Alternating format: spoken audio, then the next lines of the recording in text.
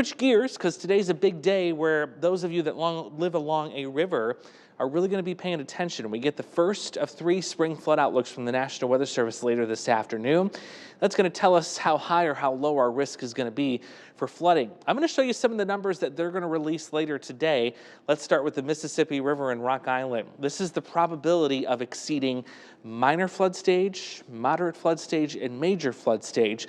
And what we like to see, especially in these 2 categories, is a low number.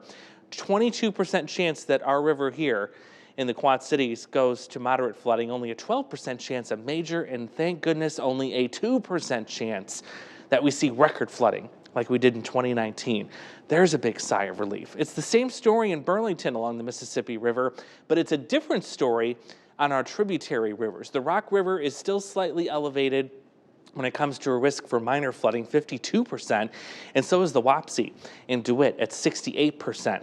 Those are your smaller rivers. They're much more vulnerable to flooding because they're more narrow in nature, and not to mention their river levels are just slightly elevated right now because of the rain that we've had, some of the snow melt as well.